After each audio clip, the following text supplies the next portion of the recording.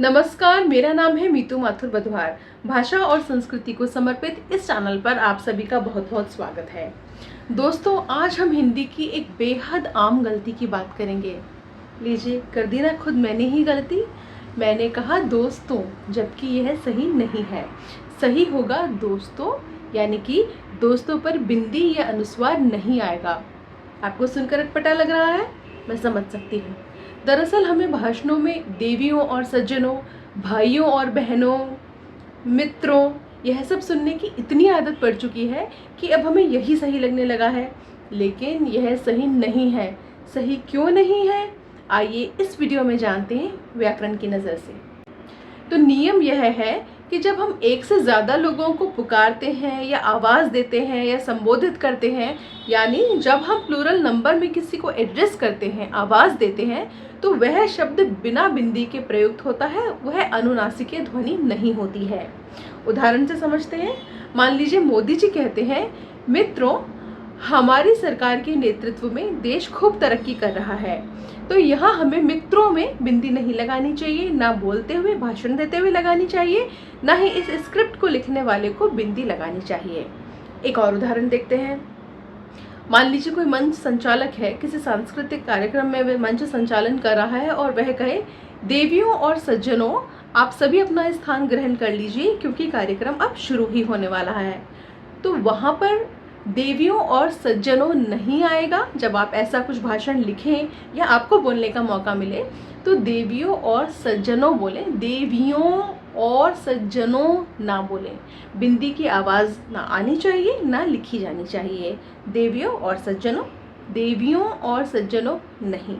मित्रों, ठीक है, मित्रों नहीं।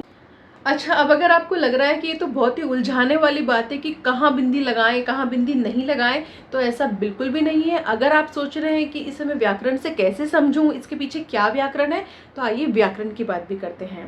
दरअसल कारक की होती है 8 विभक्तियाँ। ये 8 विभक्तियाँ मैं आपको अगली स्लाइड पर लिख के दूंगी, तब आप और अच्छे से समझ पाएंगे। तो ये 8 विभक्तियाँ जो होती है ना, इनमें से 7 विभक्तियाँ जो होती हैं शुरू की, उसमें बहुवचन कहीं पर भी आए आप बिंदी लगाएंगे बहुवचन में। लेकिन जो 8वीं विभक्ति होती है संबोधन, संबोधन का मतलब क्या? संबोधन का मतलब किसी को पुकारना, आवाज़ देना, एड्रेस करना। तो जो 8वीं विभक्ति है वो किसी को पुकारने के लिए, आवाज़ देने के लिए, संबोधित करने के लिए होती है। सिर्फ वही एक जगह है जहाँ आपको बहुवचन का प्रयोग करते हुए बिंदी नहीं लगानी है।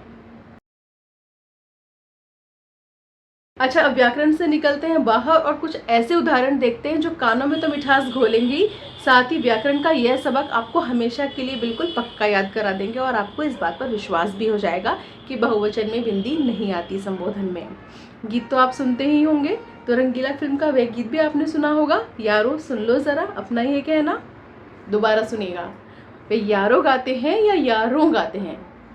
ऐ मेरे वतन के लोगों, ज़रा आँख में भर लो पानी। ऐ मेरे वतन के लोगों गाते हैं या ऐ मेरे वतन के लोगों गाते हैं। कर चले हम फिदा, जानो तन साथियों, साथियों गाते हैं या साथियों गाते हैं। मेरे पास आओ मेरे दोस्तों, एक किस्सा सुनो। दोस्तों बोलते हैं कि दोस्तों बोलते हैं? 2 बार, 3 बार, 4 बार, 5 बार।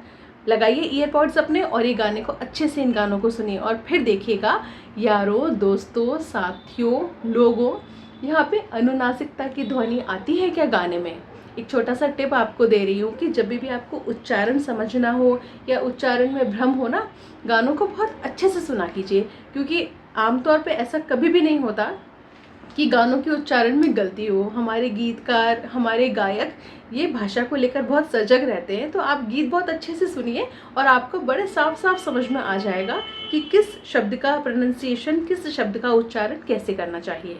अच्छा, भाषा तो गणित की तरह ही अभ्यास की चीज़ है, तो थोड़ा सा अभ्यास कर लेते हैं। मैं आपको भी 2 वाक्य देने जा रही हूँ, आप उनको बड़ा ध्यान से सुनिएगा और अच्छे से समझने की कोशिश कीजिएगा कि उन दोनों में क्या अंतर है।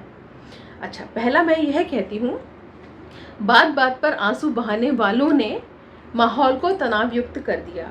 बात बात पर आंसू बहाने वालों ने माहौल को तनाव युक्त कर दिया। दूसरा, छिप छिप अश्रु बहाने वालों, मोती व्यर्थ लुटाने वालों, कुछ सपनों के मर जाने से जीवन नहीं मरा करता है। छिप छिप अश्रु बहाने वालों, मोती व्यर्थ लुटाने वालों, कुछ सपनों के मर जाने से जीवन नहीं मरा करता है। पहला वाक्य जो है इसमें एक साधारण सामान्य सी बात कही गई है कि आंसू बहाने वालों ने माहौल तनाव युक्त कर दिया। इसमें आंसू बहाने वालों को एड्रेस नहीं किया गया है, संबोधित नहीं किया गया है, वे किसी संबोधन का विषय नहीं है, तो यहाँ पर वालों में बिंदी आएगी। दूसरा उदाहरण देखा आपने, दूसरा था छिप छिप अश्रु बहाने वालों, मोती व्यर्थ लुटाने वालों। यह गोपाल दास नीरज जी का एक सुप्रसिद्ध गीत है, जिसमें वे निराशा के भंवर में जो लोग फंस गए हैं उनको वहां से निकालने के लिए, उनमें थोड़ा उत्साह का संचार करने के लिए उन्होंने पंक्तियां रची है। तो वो इन्हें संबोधित करते हुए कह रहे हैं, छुप छुप अश्रु बहाने वालों, आंसू व्यर्थ लुटाने वालों, कुछ सपनों के मर जाने से जीवन नहीं मरा करता है। कि अगर आपके कुछ सपने मर गए हैं, अगर आपके कुछ सपने सच नहीं हो पाए हैं, हमेशा के लिए ख़त्म हो गई हैं आपकी वे उम्मीदें, तो जीवन नहीं मरा है, जीवन में भी बहुत कुछ है, आप आगे बढ़ते चलिए। तो इसमें वे ऐसे लोगों को संबोधित कर रहे हैं, उनसे रूबरू हो रहे हैं, उनके लिए उन्होंने उनसे बात करते हुए ये पंक्तियाँ रची हैं। तो छिप छिप अश्रु बहाने वालों, मोती व्यर्थ लुटाने वालों, यहाँ दोनों ही वालों में बिंदी नहीं आएगी, क्योंकि आप समझ गए ना, यहाँ हमने संबोधित किया है उन्हें, जो भी ऐसे निराशा में डूबे हुए लोग हैं।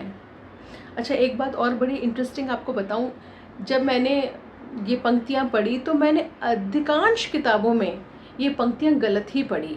अधिकांश किताबों में, बल्कि लगभग 99% किताबों में मुझे इन वालों में बिंदी ही लगी दिखाई दी। कारवा गीतों का करके शायद गोपाल दास नीरज जी की स्वयं की किताब है, उसमें मुझे यहाँ पर सही लिखा दिखाई दिया और उसमें बिंदी नहीं थी। बेहद कम ऐसी किताबें थी।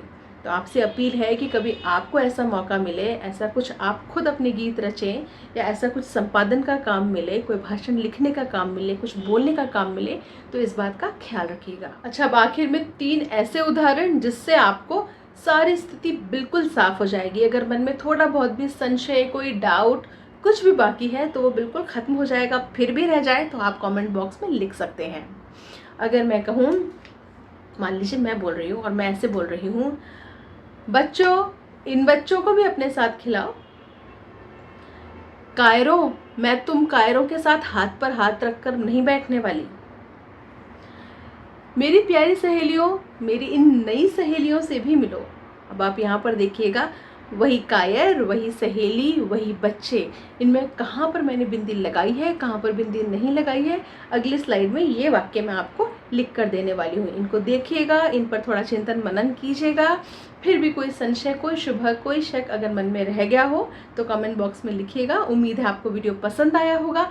अगर पसंद आया है तो इसे लाइक कीजिएगा, शेयर कीजिएगा। चैनल को सब्सक्राइब नहीं किया है तो सब्सक्राइब कर लीजिए।